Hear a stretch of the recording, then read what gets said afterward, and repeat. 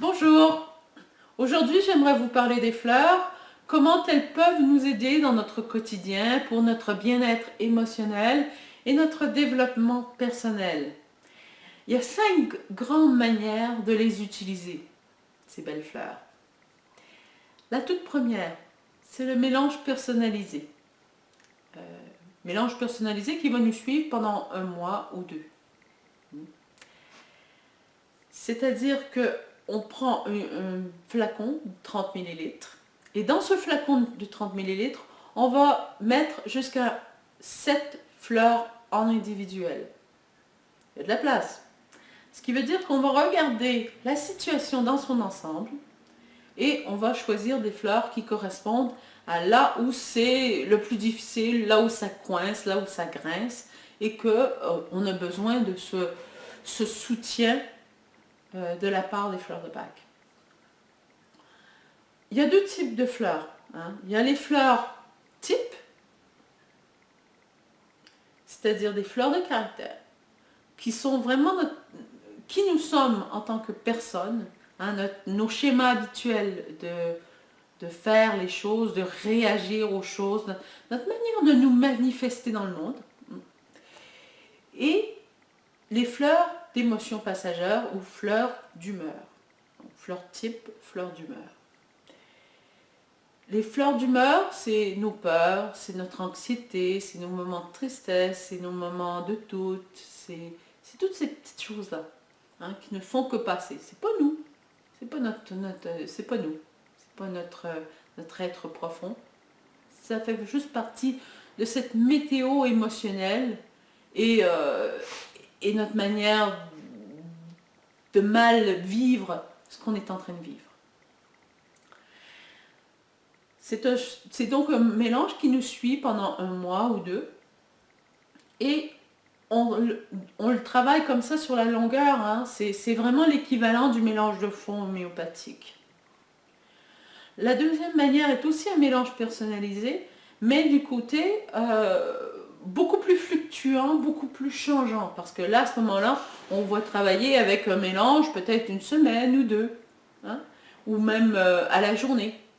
Où là, on est plus à se demander le matin, comment est-ce que je vais et comment est-ce que je peux m'aider pour ce que je suis en train de vivre, parce que c'est un moment qui peut-être me demande un peu plus d'aplomb, un peu plus de force, un peu plus de confiance. Alors du coup, on regarde notre météo du moment et on essaie de justement faire en sorte de mettre encore une fois, nos fleurs types et nos fleurs d'humeur. La troisième manière, c'est des fleurs ponctuelles, c'est-à-dire qu'on est dans un moment où on n'est peut-être pas très en déséquilibre et on va les utiliser juste pour dépasser une situation et nous sortir de quelque chose.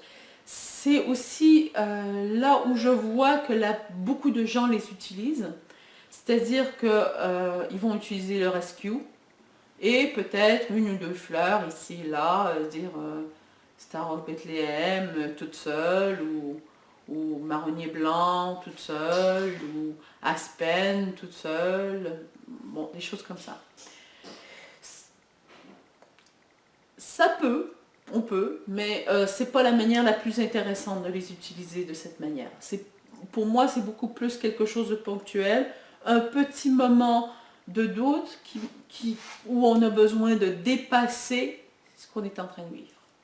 C'est là pour moi où c'est plus intéressant. Numéro 4, c'est la version externe, c'est-à-dire un travail plus symbolique qui lie l'émotionnel à le côté physique, de la manifestation physique de ce qui se passe. Donc on va regarder aussi la maladie, le mal-être physique de la personne et qu'on va lier à l'émotionnel aussi. C'est une manière que le docteur Bach a travaillé de cette manière, on le voit dans ses cas pratiques, lorsqu'on lit ses cas pratiques. C'est une manière plus symbolique et plus subtile de travailler avec les fleurs. C'est aussi tout le travail du docteur Orozco aussi, C'est très très intéressant, c'est vraiment très riche et très intéressant. La cinquième manière, qui est ma préférée, c'est pour notre développement personnel, pour notre développement spirituel, pour devenir la meilleure version de nous-mêmes, hein, de l'être humain que nous sommes. Et vraiment découvrir toutes nos belles ressources intérieures, les explorer. Et les explorer sur la durée, hein, parce qu'on prend une fleur et on va la travailler, on va la prendre pendant 1 mois, 2 mois, 3 mois, 6 mois.